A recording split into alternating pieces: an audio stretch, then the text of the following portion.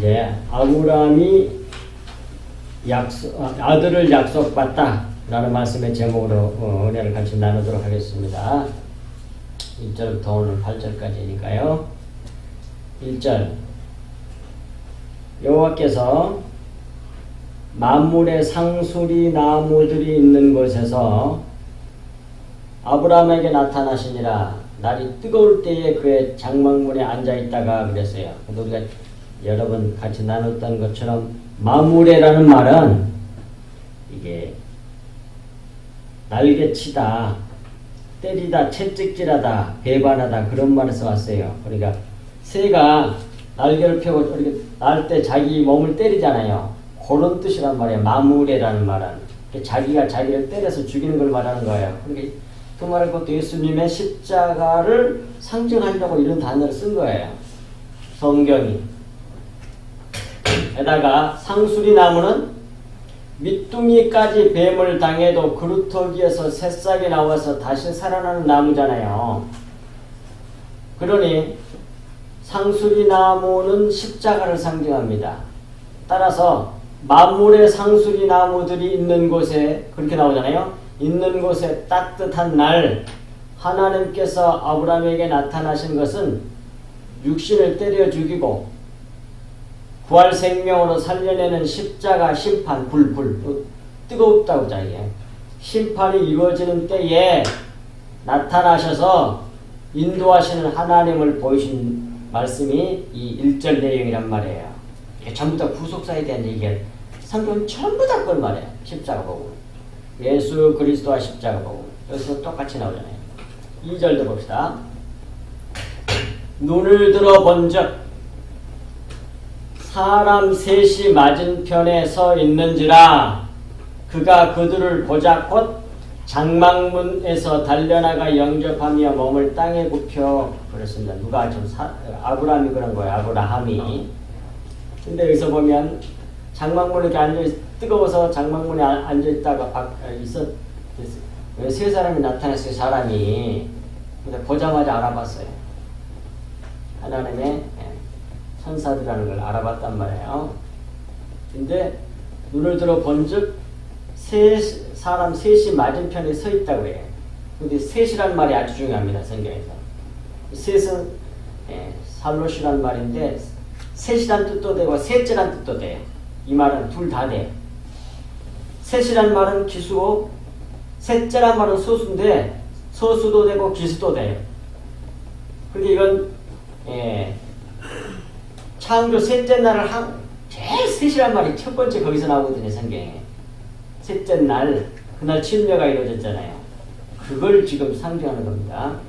그래서 침례와 관계된 이 창조 셋째 날에 침례가 이루어졌잖아요. 관계된 것을 나타내고 있는 거예요. 그래서 사람 셋이에요. 사람 셋이 서 있는 것은 심판하러 오심을 예시하는 거죠. 침례니까 육신을 죽여서 영혼을 살려내는 거. 그게 침례잖아요. 그리고 또 삼일째 하나님을 모형으로 보여주신 것이라고도 할 수 있어요. 원래 한 분인데 사람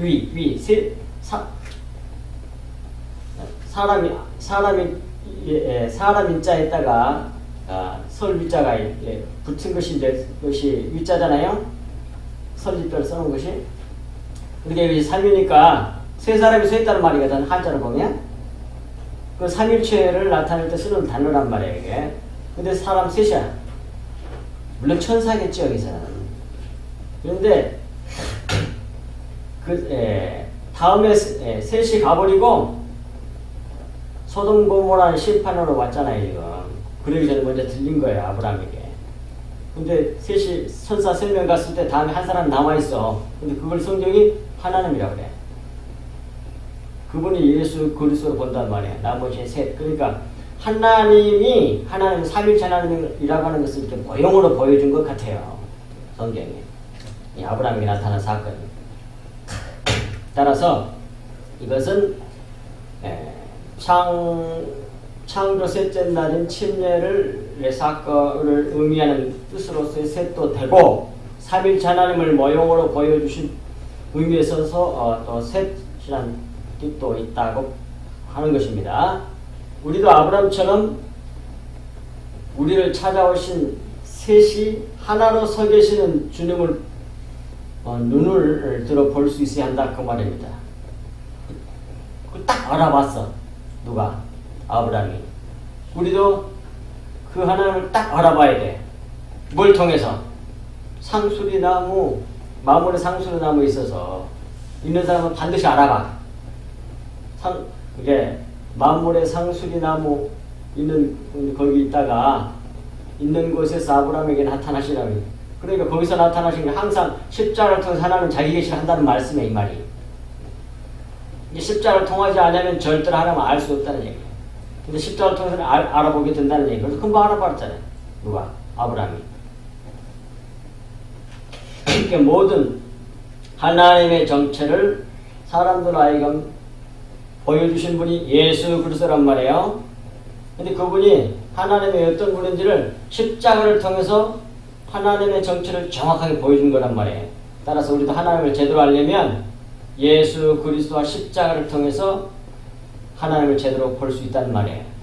그렇지 않고는 못 본다 그 말이에요. 그것을 여기서 지금 이 1절 말씀이 내용으로 우리에게 보여주고 있다 그 말입니다. 찾아오신 주님을 인식하자마자 곧 우리의 장막문에서 달려나가 몸을 땅에 굽혀 영접을 해야 됩니다. 오늘 본문에 나타난 아브라함처럼 십자가 아래에 있는 사람, 십자가에 우리 주 예수 그리스도에 집중하여 그분을 알면 하나님이 보인다는 거예요. 그러면 어떻게 돼? 엎드리면서 나가서 영접하면서 엎드리게 돼. 우리가 엎드리게 돼. 근데 모르는 사람은 안 엎드려. 나가지도 영접하지도 않고. 그런데 아브라함은 보자마자 알았어요. 왜? 만물의 상수리 나무들이 있는 곳에서 아브라함에게 나타나시니까 알아본 거야. 우리도 예수 그리스도 십자가를 통해서 봐야만이 하나님을 제대로 알게 된다 그런 말이에요. 이걸 벗어나면 볼 수가 없어요. 그러니까 알아보고 달려나가서 무릎을 꿇고 영접하게 된단 말이에요. 그것이 이제 2절 내용이에요. 눈을 들어본 적 사람 셋이 맞은편에 서 있는지라 그가 그들을 보자 곧 장막문에서 달려나가 영접하며 몸을 땅에 굽혀 이렇게 되는 거예요. 예수 그리스도 십자가 복음을 알게 되면 우리도 그렇게 돼야 된다 그런 말이에요. 그래서 우리가 항상 예수 그리스도와 십자가에 집중하고 그리하여 예수 그리스도의 정체와 그리고 십자가 복음의 그분이 예수 그리스도께서 하신 그 십자가 복음이 어떤 일인지를 분명히 깨달아 알므로 하나님을 보는 거예요. 우리가 그 일에 열심을 해야 된단 말이에요. 그 다음에 3절 이르되 내 주여 내가 주께 은혜를 입었사오면 원하건대 종을 떠나 지나가지 마시옵고 그래요. 보십시오. 정확하게 본 거예요. 누가? 아브라함이 아니잖아. 아브라함이잖아. 진리의 말씀을 가진 자서 그걸 흘려낼 수 이거 뭡니까? 외식을 깨뜨린 자가 됐거든. 이게 정확히 보는 거예요. 하나님의 은혜로 이렇게 된 거죠. 아브라함이 됐단 말이에요. 그래서 보고 가서 달려나가서 땅에 엎드려 무릎을 꿇고 영접해. 그리고 나서 이제 기도를 합니다. 아브라함이 구했어요. 기도했습니다. 은혜에 의지해서 구했다고 분명히 나오죠. 내가 주께 은혜를 입었사오면 원하건대 종을 떠나 지나가지 마시옵고 그래. 그래서 이렇게 구했단 말이에요. 내 주여 내가 주께 은혜를 입었다면 원하건대 종을 떠나 지나가지 마십시오 라고 구했어요. 우리도 이렇게 구해야 된다니까요. 우리 어떻게 신앙생활을 할 것을 여기서 아브라함의 하는 모든 행적을 통해서 모형으로 정확하게 보여주는 거예요. 그러니까 오늘 이 한 시간에도 오늘 주신 말씀을 통하여 예수 그리스도와 십자가의 복음을 깨달아 하나님을 알면 이렇게 되는 거예요. 그것도 이렇게 해야 되고 우리가. 그걸 본받아야 돼. 그래서 아브라함은 믿음의 조상이잖아. 믿음의 본복이란 말이야.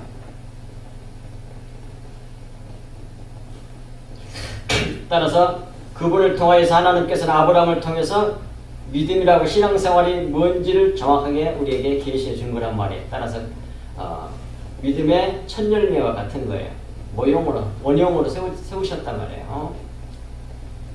우리는 그걸 통해서 아브라함과 그 모든 일생을 통해서 결국 하나님을 알게 되는 거죠. 신앙생활 어떻게 하는 것을 배우게 되는 거죠. 그리고 이제 4절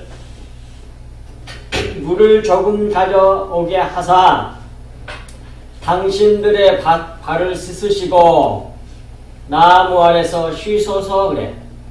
다 이야기가 다 돼. 이렇게 겉으로도 겉에 이야기 스토리로도 이야기가 다 되는데 이 속에 내용을 다 집어넣어놨어. 참 하나님을 할 수 있는 제 사람 도저히 만들 수 없는 책이야 이거. 겉으로도 이야기가 다 되잖아 이게.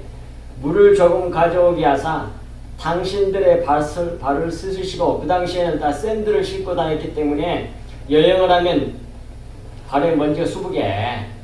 이게 꼭 이스라엘 문화는 뭐 그 당시에만 해도 이게 손님들이 오면 디아에 물 줘서 발을 씻게 했단 말이에요. 그런 문화가 있었어요. 근데 그 문화를 그런 문화가 만들어지도록 하셨겠죠 하나님. 왜? 진리를 나타내기 위해서. 그게 더 올라와. 1.1획도야 진짜. 다 하나님이 이렇게 해놨어.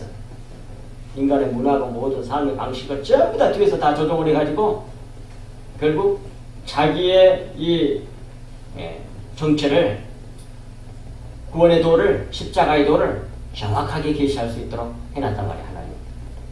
그래서 여기서 보세요. 지나가지 말고 계십시오. 대접하고 싶은 거예요. 하나님 앞에 저들에게 잡수실 수 있는 것을 대접을 하고 싶은 거예요. 그게 우리 믿는 그리스도인이어야 되거든요. 우리들이 신앙생활을 열어야 돼. 근데 이제 물을 조금 가져오게 하사 당신들의 발을 씻으시고 나무 아래서 쉬고 계십시오 라고 그랬단 말이에요. 근데 여기서 물은 마임이잖아요. 물은 원어를 보면 물도 되고 오줌도 되고 정액도 돼요. 따라서 물은 말씀을 상징하는 거라면 씨 말씀을 상징한단 말이에요. 그 다음에 발이 나오잖아요. 구두 메이커 중에 리갈이라고 하는 구두 메이커가 있잖아요. 금광에서 나온 신발들과 상표가 그런 게 있어요. 리갈. 그게 바로 이 히브리서 온 거거든요. 레겔. 근데 여기서 이제 리갈은 이제 동사고, 레겔이라는 말이 발이란 말이거든. 다리 또는 여성의 외음부란 뜻이야. 이게 가치를 얘기하는 거예요. 발은. 그런 뜻도 같이 가지고 있단 말이에요. 어떻게 이렇게 이런 단어를 만들어놨는지 몰라 이렇게. 그래야만이 뭐예요? 십자가의 복음을 하나님의 구원의 도를 이런 속에다 다 집어넣을 수 있어요. 이렇게. 근데 오늘 안보가 글자 하나 여러 가지 뜻이 있는데 그 중에 하나만 가지고 딱 번역을 해놓으면 알 수가 없잖아. 번역본으로는. 그래서 원어를 봐야 돼요. 그래서 봐야 되는 거예요.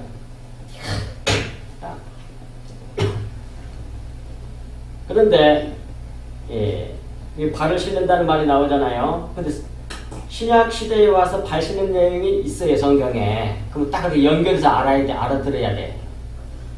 구약에 발 씻는 문화를 주었단 말이에요. 여기서 또 발 씻는 거 나오잖아요. 근데 이건 요한복음 13장 10절과 11절에 보면 예수님께서 제자들의 발을 씻겨요. 다 관계가 있는 겁니다. 이르시되 이미 목욕한 자는 발밖에 씻을 필요가 없느니라 그래. 누구에게 한 말이죠? 베드로에게 한 말이죠. 예수님이 제자들을 뭡니까? 최후의 만찬, 그러니까 최초의 성찬식을 행한 후에 예수님이 발을 씻거든요, 제자들. 그러니까 최초의 성찬식, 즉 십자가를 얘기하잖아요. 앞으로 곧 이게 이제 그 다음날 예수님 잡혀서 돌아가시잖아요. 이 십자가가 뭔 줄 알아? 요거야, 너희들 발 씻는 얘기야. 그런 얘기거든요. 다 이렇게 먼저 성경을 보면 다 같은 얘기를 해. 수없이 같은 얘기를 하기 때문에 다 이해할 수밖에 없도록 만들어놨어. 근데 하나를 보니까 다 몰라. 다 엉터리로 봐 그냥. 십자가를 안 보고 예수 그리스도를 안 보고 다른 걸로 봐보니 겉에 걸로 봐보니 다 똑같은 일을 그렇게 수만 번 엉망을 해놨어도 몰라. 오직 예수 그리스도 마물 상순나물이 있는 곳에서 아브라함에게 나타나야만이 싹고 금방 간다니까. 십자가를 통해서 봐야만이 하나님이 보여요. 예, 그때 이제 스승이 겉으로 이제 이해를 한 거죠. 누가? 베드로가. 스승 되신 분이 제자들의 발을 씻는다 이게 말이 안 되잖아요. 윤리 도덕적인 차원에서 인간의 도리를 차원에서 이렇게 믿으면 안 된단 말이에요. 그러니까 안 됩니다. 절대로 안 됩니다. 그러니까 그러면 너는 나와 상관이 없느니라 그래. 깜짝 놀래가지고 전체 다 시켜주십시오 그래. 그러니까 꼭 베드로같이 전부 다 사람들 그렇게 이해를 한단 말이에요. 성경을 주님 말씀을 들을 때에 겉으로 들어 그냥 이 세상 개념으로 그러면 망하는 거야. 그러니까 목욕까지 해달라고 그러니까 목욕한 자는 발밖에 씻을 필요가 없느니라 그래. 온몸이 깨끗하니라. 뭘로? 이미 준 말씀으로. 하나님의 말씀을 믿었거든. 누가? 베드로가. 제자들이. 그런데 다는 아니라는 거야. 너희가 깨끗하나? 다는 아니니라. 그 말은 이걸 이중적인 의미를 말씀하신 거예요. 예수님께서. 다는 아니란 말은 첫 번째 여러분 이해할 수 있는 건 몸 전체 목욕에서 깨끗한데 발은 아니야. 발은 금방 떨어졌어.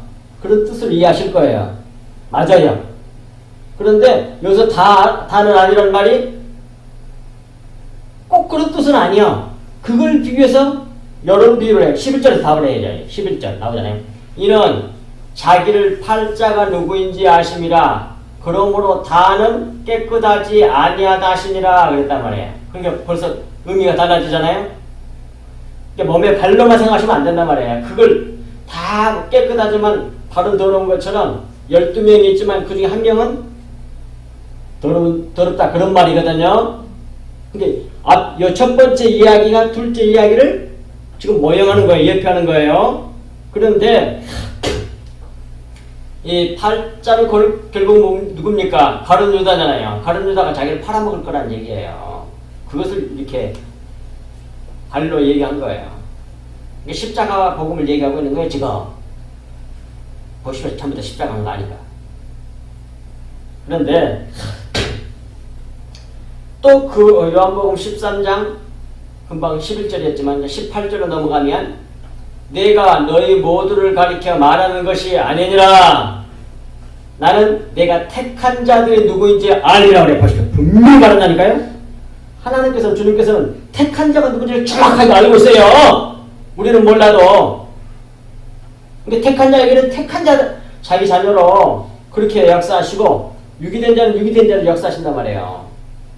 그 분명히 성경 예수님이 직접 하신 말씀이에요. 다 알아봐. 다 알아. 누가 하나님 택한 자이고 자신이 택한 자이고 아닌가를 다 안단 말이에요. 근데 뭐예요? 12명 중에 11명은 전부 다 뭐예요? 택한 자야. 그런데 한 명은 아니란 얘기예요. 주님이 몰라서 하나를 갖다 집어넣는 게 아니란 말이에요. 다 알면서도 아버지 뜻이 이루어져서 악역을 감당하는 사람이 있어야 되거든. 그 스토리가 완성되려면 하나님의 그 플랜이 예정이 그 작정이 완성이 되려면 우리의 구원이 완성이 되려면 그 악역한 사람이 필요해. 그 사람이 누구냐? 가룟 유다예요. 그걸 지금 여기서 발로 우리 비유해서 말씀하셨단 말이에요. 그런데 이 말씀은 이미 구약에 예언된 말씀이에요. 시편 41편 9절에서 13절에 보면 이렇게 나옵니다. 내가 신뢰하여 내 떡을 나눠 먹던 나의 가까운 친구도 나를 대적하여 그의 발꿈치를 들었나이다 그래. 이거 예언이 됐어요. 여기서 내가라는 예수 그리스도를 두고 하는 말이에요. 물론 시편을 쓴 사람이 있겠지만 그 사람이 예수님의 모형으로 쓰임을 받는 거예요. 그거잖아. 근데 그런 사람 중에 가장 대표적인 다윗이 제일 많아. 솔로몬도 있고. 다른 사람일 수도 있지만 전부 다 예수 그리스도를 비유로 상징하는 쓰임을 바꾸는 거예요. 그래서 내가 실리아의 내 떡을 나눠 먹던 나의 가까운 친구들. 지금 이야기는 무슨 얘기예요? 예수님이 마지막 최후의 만찬, 최초의 성찬식에서 떡 떼주고 포도주 마시면서 이거 내 피라 그렇게 말씀하셨을 때 떡을 같이 먹었잖아요. 누가 가로들다가 근데 포도주는 못 마시거나 합니다. 포도주 마셔버렸으면 구원받아 보지. 딱 부스러기만 먹고 피는 안 마셨어. 못 마셔. 그러니까 그런 사람 떡을 피로 알고 먹어야 되거든요. 떡은 말씀인데 율법의 말씀을 피로 진리로 알아 먹어야만이 그 사람이 구원받거든요. 떡을 먹고 그 다음 피를 꼭 마셔야 돼. 율법의 말씀, 겉에 이런 모든 말씀을 내 영인 진리의 피, 주님의 보혈, 그 진리의 말씀으로 깨달아 알고 먹은 사람이 그 사람이 구원받는단 말이에요. 그 사람이 뭐예요? 주님의 십자가에 동참해 함께 죽 함께 부활한 사람이에요. 그래서 진리의 말씀을 가진 사람이에요. 근데 가룟 유다는 떡만 먹고 포도주를 못 마시고 나가. 예수님 팔려고. 그 얘기를 우리 시편의 41편 9절에서부터 이렇게 쭉 예언되어 있단 말이에요. 그것이 성취된 사건이에요. 그 전에 오늘 이렇게 아브라함이 발 씻는 내용을 통해서 다 그런 것을 맹맹하게 흘러간단 말이에요. 이렇게 기가 너무너무 놀라운 성경. 그래서 내 떡을 시편에도 내 떡을 나눠 먹던 주님 살이야. 나눠 먹던 나의 가까운 친구도 나를 대적하여 그의 발꿈치를 들었나이다.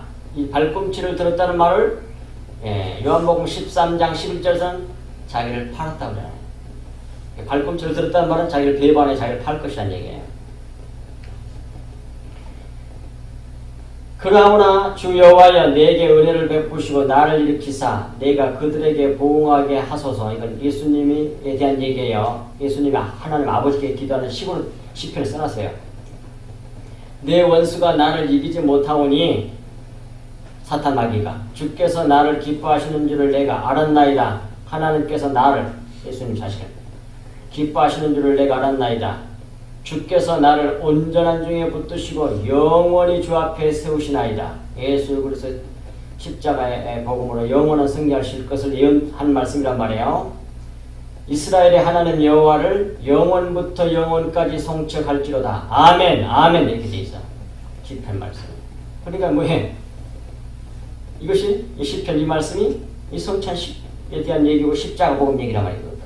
그리고 영원히 승리하셔가지고 영원히 승리를 하게 만드시는, 그래서 하나님 앞에 영원히 서게 하는 그러한 은혜를, 은혜의 구원을 십자가로 말미암아 주님께서 이루실 것을 예언한 말씀이란 말이에요. 따라서 여기서 물과 발은 그런 의미로 쓰여졌다 그런 말이에요. 물로 그 다음에 발을 씻어서. 물은 뭐예요? 하나님의 진리의 말씀을 바친 여자인 우리에게 주면 우리가 깨끗해져. 진리의 말씀을 주면.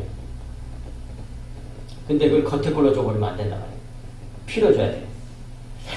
그러면 그 다음에 그것이 이제 발을 씻는다는 그 말씀 속에 숨겨놓은 뜻이고요. 그 다음에 세 번째 나무 아래서 쉬소서 그래. 나무 아래서 쉬소서. 그 말은 이 나무는 상수리, 만물의 상수리 나무임이 거의 틀림이 없단 말이에요. 그러니 만물의 상수리 나무는 뭐예요? 십자가를 상징하잖아요. 십자가 복음. 우리는 이 십자가 아래서 진정한 쉼과 안식을 누릴 수 있게 된다. 그런 말씀이에요. 그것도 주님이 주시는 거야. 그 영생의 진리의 은혜의 복음 십자가 복을 받았으니까 우리도 그걸 흘려내는 걸 말해. 그걸 하나님께 영광 돌린다 그래. 하나님 그것만 받아. 그러니까 이런 얘기예요. 그 말은 무슨 말이냐면 태양이 있으면 여기 달이 있어요. 달은 우리의 교회, 그리고 지구가 있어요. 그러면 햇빛을 받아가지고 이렇게 흘려내. 요걸 말하는 거예요. 이 빛을, 하나님의 생명을 받아서 하나님의 생명을 다른 사람에게 흘려내. 그리고 그러거나 반사경이니까 반사체니까 받아야만이 또 다시 이렇게 올릴 수가 있죠. 그러니까 하나님의 빛을 받아야 하나님의 빛을 반사할 수 있어. 우리는 전부 다 반사체, 발광체가 아니라고요. 그러니까 하나님의 진리의 말씀, 십자가의 복을 받아가지고 그걸 그대로 다른 사람에게 흘려주거나 하나님께 내놔야 돼. 그걸 보고 그걸 갖다가 피라 그래. 다른 말로 주님의 보혈, 십자가의 피, 십자가의 보혈. 그걸 하나님께 내놓으면 오케이. 그 사람은 공부받는단 말 심판이 없어. 그 사람.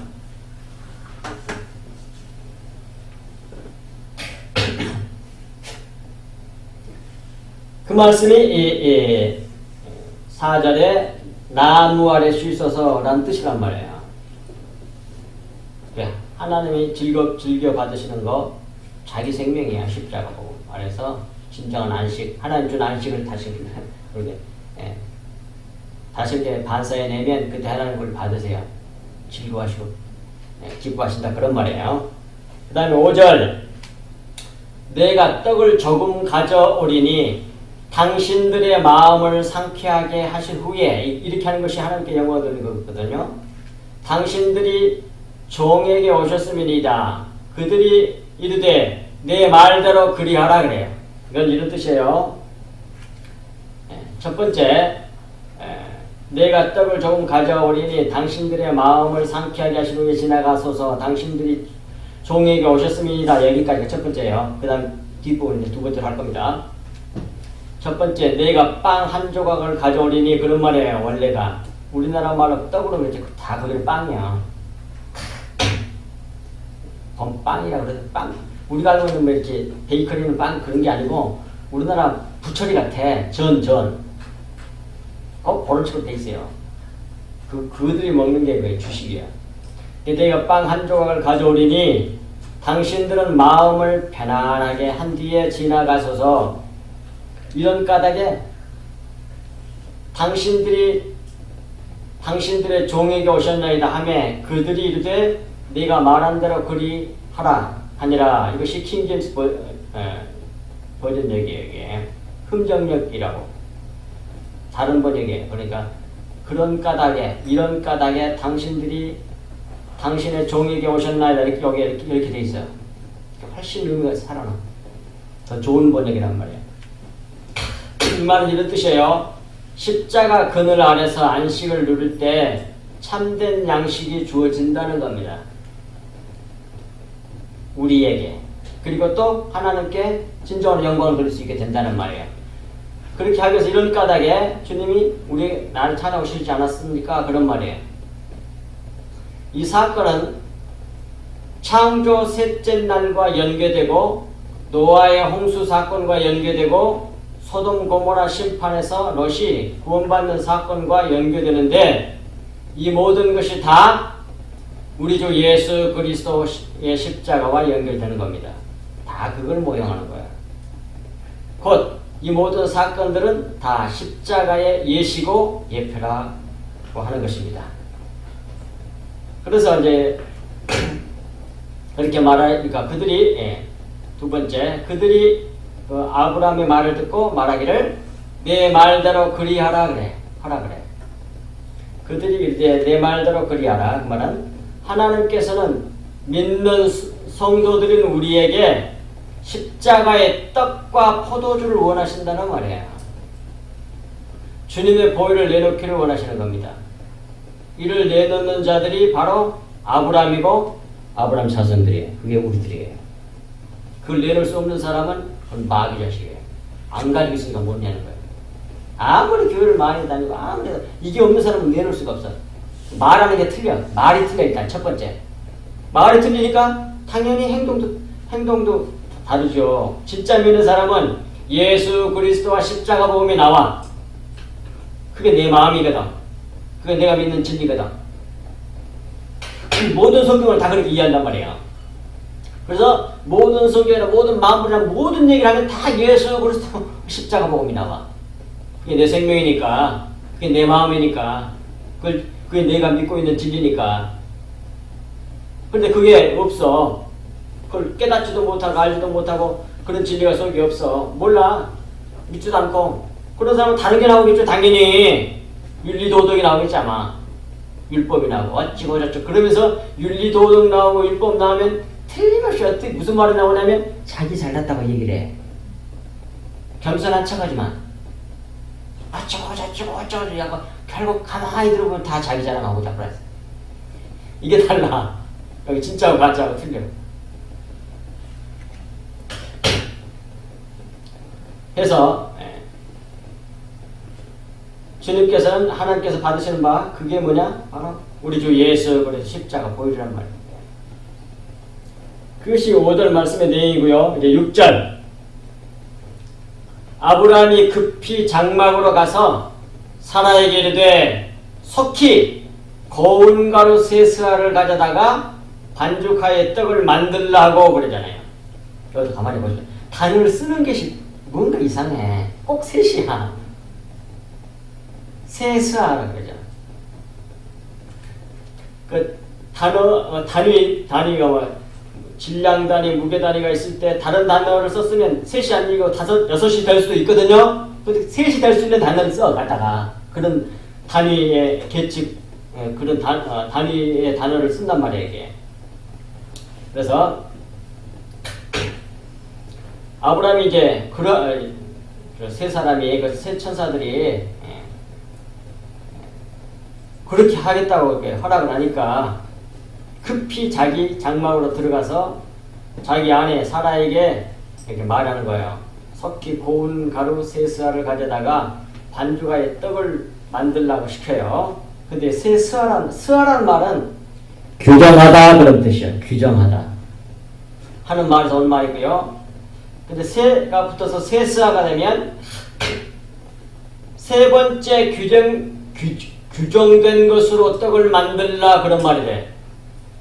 세 번째 규정된 것으로 떡을 만들라. 세 번째 규정된 게 뭐예요? 그 침례 십자가를 말하는 거죠.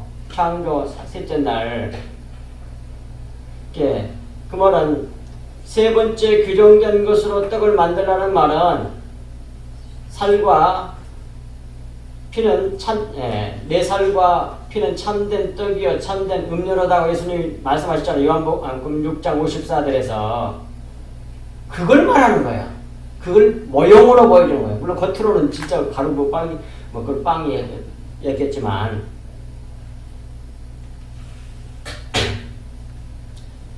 그걸 만들라고 그러는 거야. 근데 없으면 못 만들잖아. 있으니까 만드는 거지. 그 다음에 뭐야? 반죽이라 그래. 반죽하여 떡을 만들라 그래. 반죽하다는 말은 루시라는 말인데 십자가에 못 박힌 하나님의 형상과 모양이라는 뜻이거든요. 단어를 자음파절하면 그건 물과 가루를 반죽하여 만든 형상과 모양이에요. 물에다가 가루에다 물을 넣었을 거 아니야. 가루 속에다 물을 넣고 막 이렇게 반죽에 이제 물과 가루를 반죽하여 만든 형상과 모양 그게 뭐겠어요? 그게 하나님 형상과 모양 그게 그리스도인이라고 해요. 그게 그리스도란 말이에요. 그리스도. 십자가. 게다가 우리는 이렇게 고운 가루여야 돼. 고운 가루는 티끌 자기가 티끌인 사람, 먼지 같은 것을 아는 사람 그걸 여기서는 고운 가루라 그래. 고운 에바라고도 나오고 그러잖아요. 고운 가루. 아주 세밀한 아주 가늘은 먼지 같은 가루. 그게 고운 가루거든요. 거기에다 물을 집어넣어. 그러면 반죽이 돼서 하나님의 형상과 모양이 만들어져. 여기서 물은 뭐냐? 또 말할 것도 없이 십자가 복음이고 가루는 뭐예요? 다 깨진 우리들을 말해 하나님의 택한 백성들이겠죠. 하나님 이렇게 만들어낸 가루로 만들어낸 거기다 물을 부으면 금방 하나님이 원하는 사람으로 만들어져. 근데 자기가 자갈처럼 그냥 과립처럼 크면 반죽이 안 돼. 반죽이 안 되면 뭐야? 안 만들어져. 하나님이 원하시는 대로 고운 가루야만이 물을 넣어가지고 반죽해서 금방 하나님 반죽하는 사람의 그 마음에 합당한 자기가 원하는 형상을 금방 만들어낼 수 있는데 뭉쳐져 가지고 그런데 고운 가루가 아니고 퉁퉁 부른 뭐 이렇게 과립이라든지 뭐에 자갈이라든지 이런 식으로 되면 안 뭉쳐지잖아. 반죽이 안 되잖아요. 그러면 안 만들어져. 그러니까 하나님이 원하시는 완전히 우리 완전한 그리스도로 만들기 위해서는 우리를 먼저 그게 뭐 어떻게 하겠어요? 먼저 우리를 가루로 만들어낸다니까요. 먼지로 아브라함의 자손을 갖다가 다 먼지라고 그러네요. 티끌이라고 그래요. 티끌로 만든 다음에 그 다음에 물을 부어줘. 진리의 말씀을 줘. 그러면 아멘으로 받아. 그래가지고 하나님의 형상으로 바꿔진다는 말이에요. 참으로 놀랍게 되잖아. 탄족성에서 이런 진리가 들어있을 줄 누가 알았겠어요. 근데 반죽이 그래. 반죽만 해봤을 거 아니야. 뭐 수제 배먹고 하고 그럴 때 고운 가루수록 잘 뭉쳐지고 자기가 원하는 모양을 만들어낼 수 있다니까요. 근데 고운 가루가 아니면 티끌이 아니면 안 돼. 그게 안 뭉쳐져. 반죽이 안 돼. 그러면 자기가 음식 만드는 사람이 원하는 모양을 만들어낼 수가 없다니까. 그래서 여기서 이제 고운 가루로 반죽해서 이렇게 반죽하라고 그 말은 그러니까 십자가에 못 박힌 하나님의 형상과 모양 곧 예수 그리스도를 상징한다 하는 것입니다. 그래서 그리스도의 모양을 만들어내는 거죠. 그러므로 고운 가루 세스라를 가져다가 반죽하여 떡을 만들라는 말씀은 참된 양식 십자가의 복음을 놓아야 한다는 말이죠. 그렇게 내놓기 위해서 지금 자기 아내에게 시키는 거예요. 지금. 그걸 내놔야 돼 우리가. 그걸 십자가의 복음. 그리스도의 생명을 내놔야 돼 우리가. 그 하나님의 백성이. 그건 받아. 그래서 다 받잖아. 7절. 아브라함이 또 가축대 있는 곳으로 달려가서 기름지고 좋은 송아지를 잡아 하인에게 주니 그가 급히 요리한지라 그랬어요. 첫 번째, 기름지고 좋은 송아지. 그것은 속죄제물, 화목제물 대신 예수 그리스도의 상징이란 말이에요. 그러잖아요. 그리고 따라서 하나님이 받으시는 유일한 화목제물은 예수 그리스도 화목제물이라니까요. 그런데 그 송아지란 말이 밑에 가죠. 밑에 또 송아지가 나오네. 그 밑에 가서 8절에 두 번째로 7절 두 번째로 아브라함이 끌어다가 하인에게 줬다. 뭘? 송아지를 잡아 하인에게 주니 그가 급히 요리한지라 그랬잖아요. 하나님 아버지께서 아들 예수 그리스도를 십자가로 끌어다가 하인에게 줬다는 말이에요. 이 말이에요. 여기서 하인은 두말할 것도 없이 율법이겠죠. 율법이 예수님 잡아 죽였잖아요. 그래서 급히 요리하였습니다. 하인이. 급히 요리하였다는 건 뭐예요? 율법이 예수님 잡아 죽여서 피가 나오게 해가지고 하나님 받을 수 있는 화목제물을 만든 거예요.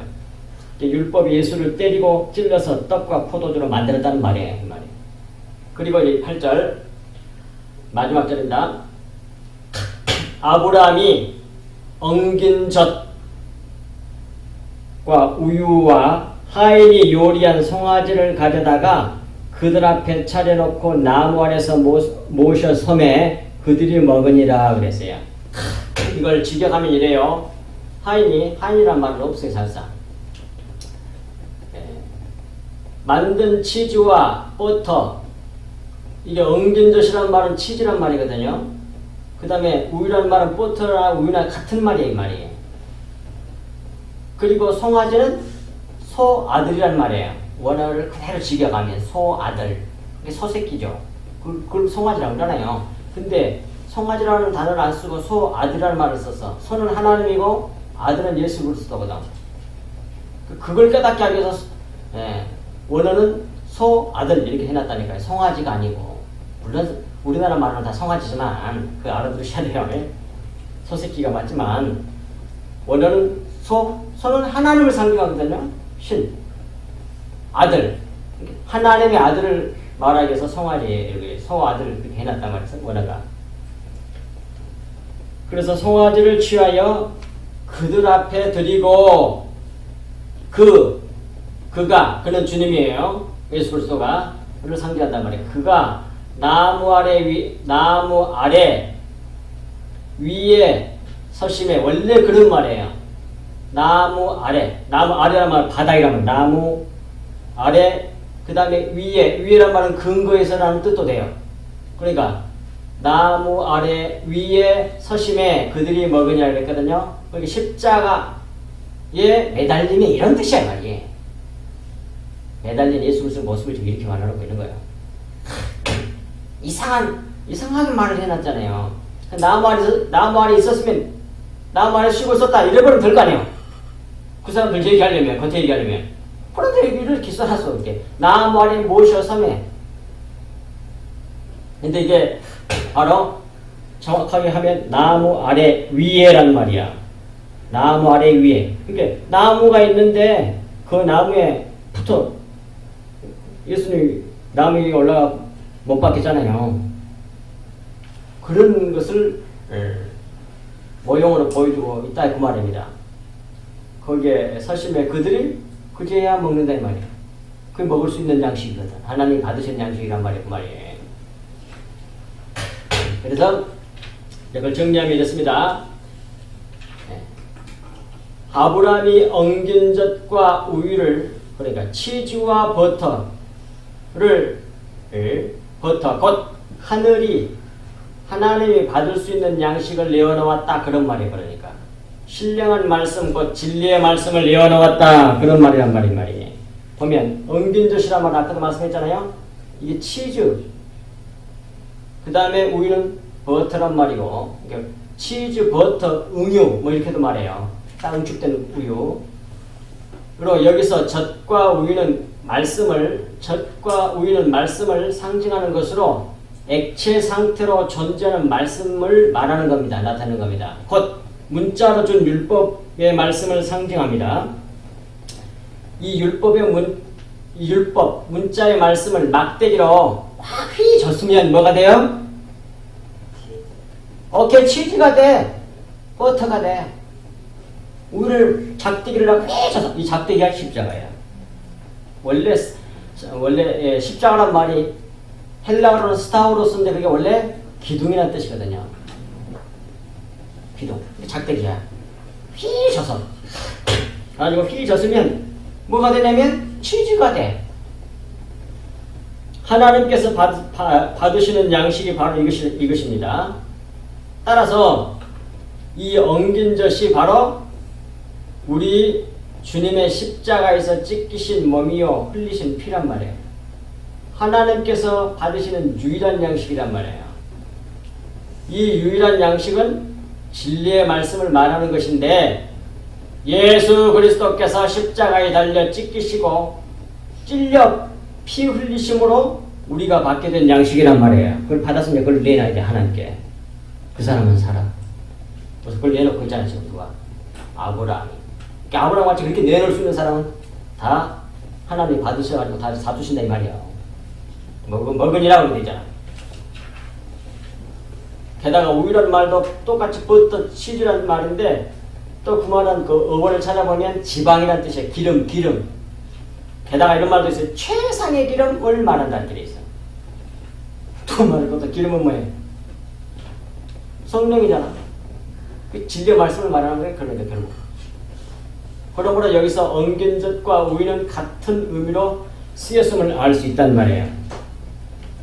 그 다음에 8절에 두 번째로 종이 만든 송아지 요리를 내어놓았다 그러잖아요. 아까 이미 다 말씀드렸습니다만 율법이 예수를 죽여 만든 떡, 주님의 살과 포도주, 십자가에 흘리신 피, 그 포도주를 내어놓았다는 말씀이 된단 말이에요. 그러므로 여기서 송아지 요리는 우리 죄를 속하는 속죄 제물이신 예수 그리스도를 상징한 거란 말입니다. 그리고 이제 8절의 세 번째 그들이 먹으니라 그 말.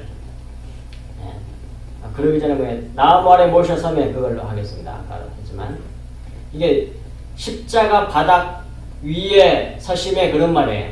아까도 말씀드렸습니다. 십자가 바닥 위에, 십자가 기초 위에 서심에 십자가에 근거된 그 모든 것은 다 하나님이 받으신단 말이에요. 그래서 마지막에 그들이 먹으니라 하나님께서 받으세요. 이와 같이 우리의 주님이신 예수 그리스도의 살과 피만 하나님께서는 받으신다 그 말입니다. 하나님이 받으시는 양식, 음식이 무엇인지를 보여준 말씀이 오늘 본문 말씀이란 말이에요. 그러므로 우리는 예수 그리스도와 십자가에 집중해야 돼요. 거기에 집중하여 하나님의 아들이시요 우리의 주가 되시는 예수 그리스도의 정체와 주께서 하신 일인 십자가 복음을 알아가야 합니다. 주님의 정체와 십자가 복음의 깊이와 너비와 높이와 길이를 전 성경을 통해서 알아가고 배워야 돼요. 그래서 그분을 알고 배우면 하나님을 알고 배우는 거예요. 그러면 그게 뭐예요? 하나님 나라가 되는 거예요. 그게 영생의 복이에요. 따라서 이것이 믿는 성도들의 신앙생활의 핵심이란 말이에요. 그러니까 하나님을 아는 일이 제일 먼저란 말이에요. 그래야만이 기도도 제대로 할 수 있게 되는 거예요. 하나님 아는 것을 제대로 알지 못하면 엉터리 기도를 하는 것뿐만 아니라 심지어 하나님이 싫어하는 기도를 하게 된단 말이에요. 무슨 야고보서 4장에 나오잖아요. 세상과 벗되는 것은 하나님과 원수가 되는 건데 그걸 기도한단 말이에요. 하나님과 원수되는 기도를 해. 세상과 가늠하는 일을 하게 해달라고 열심히 그걸 구해. 왜? 하나님의 진리 말씀 십자가 복음을 모르기 때문에 그래요. 그걸 알아야만이 기도도 제대로 한다니까. 그래서 잠언 말씀에 너희가 뭡니까? 말씀 안에 있지 아니하면 너희 기도도 가증하니라 그런 말씀이 있어요. 말씀 지키지 아니하면 이 말씀이 그렇게 네 속에 있지 아니하면 네 기도도 다 가증스러워. 그렇게 잠언 성경 말씀이 되어 있다니까요. 신앙생활에서 가장 중요한 건 첫 번째가 하나님을 아는 거예요. 성경을 통해서 하나님을 알아가야 되는데 하나님을 어떻게 하느냐? 예수 그리스도와 십자가 복음을 알아가야 된단 말이에요. 성경을 전체 다 예수 그리스도와 십자가를 깨달아 아는 것으로 봐야 된단 말이에요. 모두 삼남아선 모든 것을 다 보고 이 세상 돌아가는 모든 그 우주적인 모든 것을 다 봐도 그 속에서 하나님의 정체, 십자가의 복음, 우리 주 예수 그리스도 십자가 복음을 그걸 깨달아가야 돼. 거기에 집중해야 돼. 예수 그리스도 십자가 이게. 그걸 사도 바울이 깨닫고 알고 히브리서 12장에 그렇게 말씀한 거예요. 자, 그거 읽어드리고 마치겠습니다. 히브리서 12장에서 신앙생활 이렇게 해야 되는 거예요. 그러니까 12장 1절부터 보면 이러므로 우리에게 구름같이 둘러싸인 허다한 증인들이 있으니 절대로 그 수많은 증인이 있어요. 절대로 거짓말 못해요. 하나님 앞에 섰을 때 영들이 지켜서 다 지켜보고 있어요. 다음에 딴소리하고 뭐 속이려고 하면 안 돼. 있으니 모든 무거운 것과 얽매이기 쉬운 죄를 벗어버리고, 여기서 무거운 것과 얽매이기 쉬운 죄라고 하는 것은 율법을 말하는 거예요. 율법 속에는 진리로 받아야 되는데 율법의 말씀을 진리를 모르고 그걸 겉의 것으로 받게 되면 어떻게 돼? 사람이 외식하는 자가 돼. 주님 뭐라 하세요? 화 있을 진자이 외식하는 자들하고 다 저주받은 사람들이라고. 그러니 거기에 얽매이지 말라고 말해요. 의문의 문자에게 율법에 매이지 말고 율법 속에 있는 진리를 알아라는 말씀이에요. 근데 거기 그냥 쉽게 모든 사람이 거기에 얽매이게 돼. 왜? 속인 걸 모르면 다 전부 다 윤리도덕 율법이 되니까. 그래서 이런 말씀 하신 거예요. 그러니 무거운 것과 얽매이기 쉬운 죄를 벗어버리고 인내로서 우리 앞에 당한 경주를 하며 신앙의 믿음의 경주를 하며 믿음의 주요 그러잖아요. 믿음의 주요. 믿음의 창시자의 그런 말이거든요. 믿음의 주인이요 그런 말이에요. 믿음을 누가 만들었느냐면 주님께서 예수 그리스도께서 만드셨어요. 하나님께서 만드셨다니까. 그러니까 믿음을 본래 하나님 거예요. 우리 게 아니고. 그걸 우리에게 준 거예요. 아시겠어요? 선물로. 택한 사람들에게. 믿음의 주요. 또 온전하게 하신 이 믿음을 온전하게 만드시는 이도 누구냐? 예수 그리스도라고 하잖아요. 나오잖아요. 이 예수를 바라보자. 신앙생활은 예수 그리스도를 바라봐야 돼. 이렇게. 온전한 믿음 가지려면 믿음의 주인이신 예수 그리스도를 바라봐야 돼. 근데 다른 걸 본단 말이에요. 자기 출세하고 어쩌고 이런 거. 그건 세상 사람들이 구하는 거고. 온전하게 하신 예수를 바라보자. 예수 그리스도는 그 앞에 있는 기쁨을 위하여 십자가를 참으사 부끄러움을 개의치 아니하시더니 하나님 보좌 우편에 앉으셨느니라. 십자가를 이루시고 성취하시고 난 다음에 부활 승천하셔가지고 하나님 우편에 앉으셨다 이 말이에요. 그러니까 너희들도 그래야 된다는 말이에요. 우리들이 그럴 사람이에요. 예수 그리스도께서 어떻게 사시는지 그걸 보고 그대로 따라가야 돼. 예수님 사시는 그 일생이 뭐예요? 공생의 일생이 십자가를 이루신 삶이었잖아요. 우리도 그래야 된다는 말이에요. 근데 고난받기 싫잖아. 육신이. 3절 너희가 피곤하여 낙심하지 않기 위하여 죄인들이 이같이 자기에게 거역한 일을 참으신 일을 생각하라. 이제 똑같이 우리들도 하나님의 택한 백성, 하나님의 구원받은 자녀들은 이 예수 그리스도께서 가신 십자가 길을 간단 말이에요. 이렇게. 근데 너무 힘이 들잖아요. 솔직히 말해서. 성령을 받아서 주님같이 그리스도인이 됐지만 너무 힘들잖아요. 육신이 있어서. 그때 그냥 포기해버리고 싶어. 그런 유혹이 있을 때마다 어떻게 해야 된다고? 예수 그리스도를 3절 말씀 그리스도를 보고 그걸 이겨내라 그 말이에요. 너희가 피곤하게 낙심하기 쉽지만 그만 포기해버리고 싶을 때 한두 번이 아니죠. 너무 힘드니까. 주일날 아침 제일 힘들어. 오늘은 안 나오면 다 나와야 될 텐데. 또 안 나와서 그리고 일찍도 안 나와가지고 엉성이 다 비우고 힘들어. 너무 힘들어 솔직히. 그만둬버리고 목회를. 근데 그건 아닌 것 같아. 아무리 생각을 해도. 그럼 이 복음 누가 전할 거예요?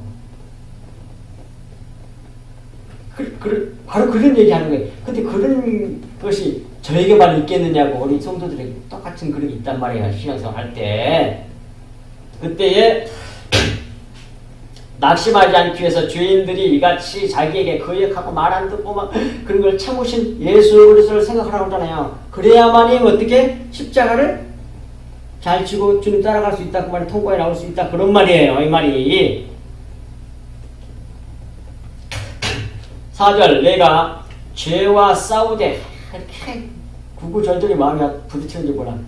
싸우되 아직 피 흘리기까지는 대항하지 아니하고. 이 말이 무슨 말인지 압니까? 너희들 지금 고난 많이 받고 있지만 힘든 건 나 안다. 그러나 너희들 죄하고 싸우고는 있지만 아직 피 흘리기까지는 안 싸웠어. 그 말이야. 피 흘린다는 말은 뭐예요? 예수님 피 흘려서 죽었잖아. 잡혀서. 네가 완전히 죽지는 않았다. 그 말이야. 이게 다 저는 이걸 다 알아 이렇게. 근데도 힘이 들어. 너무 힘이 들어. 그냥 포기하고 싶고 만들고 싶고. 언제까지 이래야 되냐? 그리고 내가 내 자신을 봐도 내 힘으로는 도저히 이렇게 안 될 것 같은데, 내가 완전히 버려버리는 게 그게 내 힘으로는 안 되는 게 너무 자명하거든요. 나를 완전히 부인해버려야 되거든. 주님 마음대로 없어서 여기 잘 안 된다니까. 그래서 또 다시 교회 살아났으면 좋겠고 요래. 근데 주님이 원하고 완전 그렇게 해보면 또 그대로 따라가야 되는데 그게 잘 안 된단 말이에요. 잘 되게 해주옵소서. 이렇게 꼭 기도가 나와. 그 기도가 나쁜 기도는 아니겠지만 교회가 잘 돼야지 안 돼야 되겠습니까? 그러니까 그 말이 이런 말이라니까. 피 흘리기까지는 아직 안 싸웠다 이 말이야. 피 흘렸다는 말은 죽어버렸다는 말이야. 너는 없어 그 말이야. 예수님 피 흘려서 죽으셨잖아요. 십자가에서. 육적 생명 완전히 제거해버렸잖아요. 삭제시켜버렸잖아요. 그 얘기를 하는 거예요. 그것이 사절 말이란 말이에요. 너희들 죄하고는 잘 싸우고 있지만 아직 피 흘리기까지는 안 싸웠어. 그 말이에요. 대항하지 아니하고 5절 또 아들에게 권한같이 너희에게 권면하신 말씀도 잊었도다. 이랬을 때 네 아들아 주의 징계하심을 경히 여기지 말며 그에게 꾸지람을 받을 때에 낙심하지 말라. 주께서 그 사랑하시는 자를 징계하시고 그가 받아들이시는 아들마다 채찍질하심이니라 하였으니 너희가 참으면 징계를 받기 위하여 잘 참는 건 징계받기 위하여 징계를 어떻게 잘 받느냐? 참음으로 받는 거예요. 참는 것으로 구원받는 거란 말이에요. 뭡니까? 예수님께서 그 마태복음 24장 종말장 그 내용이 전부 다 이 십자가 고난의 얘기예요. 그 징계를 그 고통을 다 받아 나오게 된다는 거예요. 근데 제일 마지막에서 뭐라고 그러는지 압니까? 예수님께 끝까지 견디는 자를 구원을 받으라. 열어놨어 성경이. 그 얘기야 여 얘기가. 그 얘기야 여 얘기야. 똑같아. 똑같은 말씀이야. 기가 막혀. 예, 그런데 이제, 그런데 이렇게 말씀을 알고 있으니까, 그래서 또 뭡니까? 다시 어그러진 날 이렇게 세울 수 있단 말이에요. 근데 진리의 말씀을 보는 게 새 생명이 없으면 세상으로 나가버리죠. 7절. 너희가 참으면 징계를 받기 위하여 하나님의 아들과 같이 너희를 대우하시나니 어찌 아버지가 징계하지 않는 아들이 있으리요. 징계는 다 받는 것이거늘 너희에게 그 징계가 없으면 십자가 없으면 사생자여 친아들이 아니니라 거예요. 친아들들은 반드시 이게 있단 말이에요. 그러니까 외적으로 막 물량적으로 커지고 그런 것을 부러우면 안 된단 말이에요. 그걸 부러우면 안 돼. 그건 복이 아니에요. 그 사람들은 아마 가짜들이 말고 대부분이 그럴 거예요. 100%는 아니겠지만 겁한다 그럴 거예요. 보십시오. 하나님 복을 주셔가지고 어마어마하게 잘 되게 하니까 솔로몬이 어떤 꼴이 됐죠? 다 잘 나타나. 다 똑같아. 인간은 특별한 사람이 한 명도 없어요. 다 똑같아. 외적으로 막 잘 되고 어쩌고 저쩌고 자기가 다 우상이 돼요. 자, 그래서 9절 또 우리 육신의 아버지가 우리를 징계하였어도 공경하였거늘 하물며 모든 영의 아버지께 더욱 복종하며 살려 하지 않겠느냐. 그들은 잠시 자기의 뜻대로 우리를 징계하였거니와 오직 하나님은 우리의 유익을 위하여 그의 거룩함에 참여하게 하시는 하나님의 거룩함에 참여하다 하나님과 똑같이 되도록 하기 위해서 이렇게 십자가를 통과하게 만드신다 그 말이에요. 징계하신다 그런 말이에요. 11절 무릇 징계가 당시에는 즐거워 보이지 않고 슬퍼 보이나 후에는 그로 말미암아 연단받은 자들의 의와 평강의 열매를 맺느니라. 그러므로 이렇게 어마어마한 우리 하나님 나라를 완전하게 만들 평강의 열매를 이렇게 완전 위로를 만들어낸 거예요. 그냥. 그러므로 이것을 깨닫고 피곤한 손과 연약한 무릎을 일으켜 세우고 너희의 발을 위하여 곧은 길을 만들어 저는 다리로 하여금 어그러지지 않고 고침을 받게 하라 그러잖아요. 그래서 앞에서 발이 또 나왔었잖아요. 오늘 본문 발 나왔잖아요. 그게 뭐예요? 그 발이 무엇이었죠? 여자의 밭을 말한다니까요. 쉬를 받아서 제대로 결실하게 되는 거야. 자식을 잉태하게 돼. 그런 말이에요. 벌떡 일어나서 열심히 해라. 그런 뜻도 물론 있겠지만 기도하겠습니다. 하나님 아버지 참으로 고맙고 감사합니다. 주님께서 저희들에게 주신 이 말씀이 저희들 마음판에 깊이 새겨져서 좌로도 우로도 치우치지 않는 저희들 되게 하여 주옵소서. 이 험악한 세상에서 우리 자신을 십자가를 주고 주님 우리 자신을 부인하며 주님 쫓아가는 일이 너무나 힘들지만 아버지 하나님 아버지시여 참으로 우리 주 예수 그리스도와 십자가를 바라보고 우리도 피 흘리기까지 참 순종하고 복종하고 쫓아가는 저희들 될 수 있도록 저희들의 연약함을 아시고 티끌 같은 우리들 중에 긍휼하게 여겨주시고 불쌍히 여겨주셔서 이런 말로 달 수 없는 하나님의 그 큰 은혜를 충만하게 채워주시되 성령으로 충만케 하시고 이 십자가의 복음과 진리의 복음으로 충만케 깨닫게 하시고 알게 하시고 믿게 하셔서 그 안에서 자유와 평강을 누리는 우리 성석교회 모든 성도들 성석교회 될 수 있도록 은혜의 은혜를 한량없이 부어주시옵소서. 이 모든 말씀을 우리 주 예수 그리스도 이름으로 간절히 기도하옵나이다. 아멘.